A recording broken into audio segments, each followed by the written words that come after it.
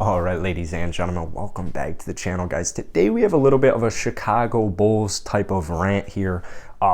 Today, Io DeSumo and Stanley Johnson, who was literally just signed yesterday or 2 days ago by the Chicago Bulls, they both went down with COVID-19 and they're in the health and safety protocol. So the Chicago Bulls now have a total of 8 players on their roster with COVID-19. And last year, so basically, you have a team of 15, right? Your NBA team, 15 players on the roster. So if you have 8 guys missing, that means you only have 7 available players. The Chicago Bulls have been signing dudes from like the G League. They've been calling dudes up.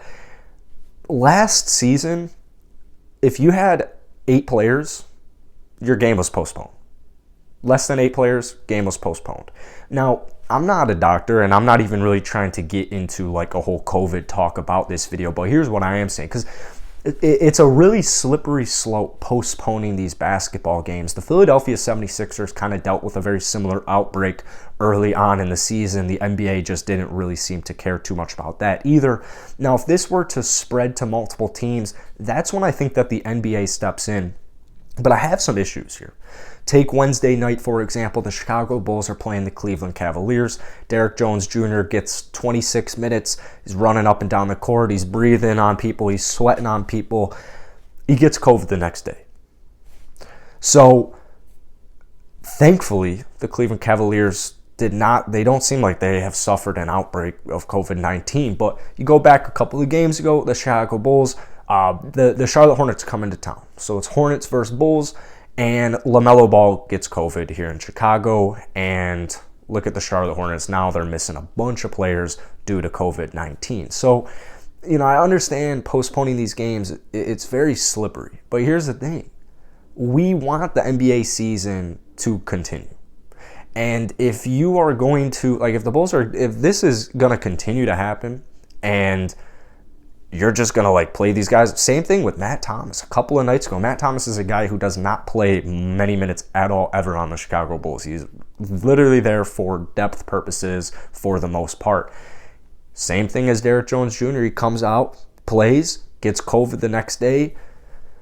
And it's just it's a tough situation. But I think in tonight specifically, this is really the only game that I do think should be postponed. I mean, if literally 8 of the Bulls players have COVID-19 and they have a roster of 7 available dudes, not only is that a little bit unfair and you should postpone it, but you should postpone it for the safety of the Miami Heat, their family, their friends, etc.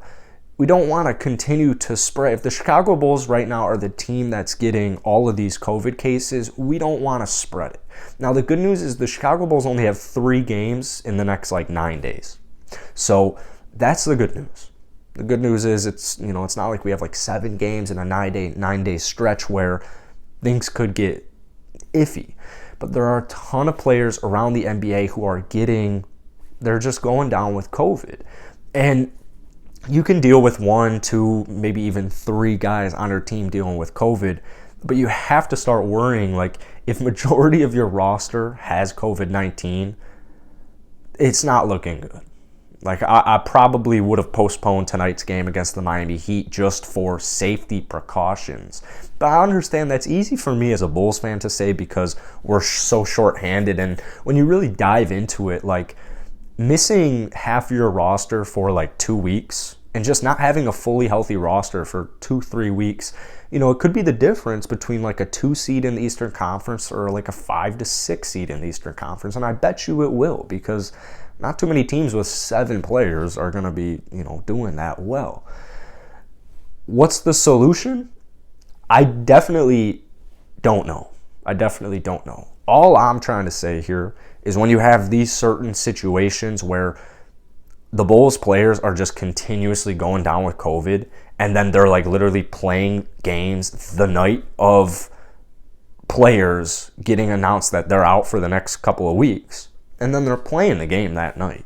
It just does not sound like the safest, healthiest solution. And we all know that the NBA cares way more about ratings I mean, they care about the money, they care about the ratings. It seems as if they don't really value too much about the health and safety of their players, of the fans, of the staff, just the organization as a total. The only reason I wanted to make this video was because it's just such a slippery slope that I don't want an outbreak across, because there's already an outbreak going across the league. I don't want it to become a thing where it's like, all right, we need to take a month off of the NBA because all these players are getting COVID and we need to nip this in the bud. That it would probably be a little bit useful, but nobody wants that. You know what I'm saying? We don't want COVID-19 to control, I mean, everything, but like sports. Like, you know, we want to have a full 82 game season with no disruptions in between it. And the problem is there's starting to become some disruptions. And if the league doesn't act, if they don't act fast on it, it could spread to just a worse solution. Really, I mean, really, that's what it comes down to. So obviously, you know, I'm uneducated on this subject. Like, I'm not trying to, you know, talk too much about, you know, COVID itself. All I know is, I mean, it's in every country in the world. This is something I think that the NBA, with the Chicago Bulls specifically, I believe they should postpone these basketball games for the safety of not only like the Bulls team, but whoever they're playing. And like I said, their fans, their organization, all the players on the team, coaches, just top to bottom. So I'd love to hear your guys' thoughts down below, because I know we don't have too many Chicago Bulls fans on this channel. So drop some comments down below on what you want the league to do, or if you think, because I fully understand that the good news is this is really, I mean, Charlotte's dealing with it as well after they came to Chicago, you know. But the good news is it's really Chicago that is like getting bombarded. Like 8 players is ridiculous. I know most teams have a guy down with COVID, usually have a guy down with COVID, and they're in the protocols. But I mean, 8 players, it's majority of the roster, and you know, it just doesn't seem that logical right now, or at certain points it just doesn't seem too logical. So I'd love to hear your guys' opinions down below in the comment section. I know this is a touchy subject, you know, I don't mean to rub anybody the wrong way, so let's try and keep it, you know, mature and you know, relaxed in the comment section. But I appreciate all you guys watching today's video. I would love to hear your guys' opinions. Drop them down below, and I'll see you guys later.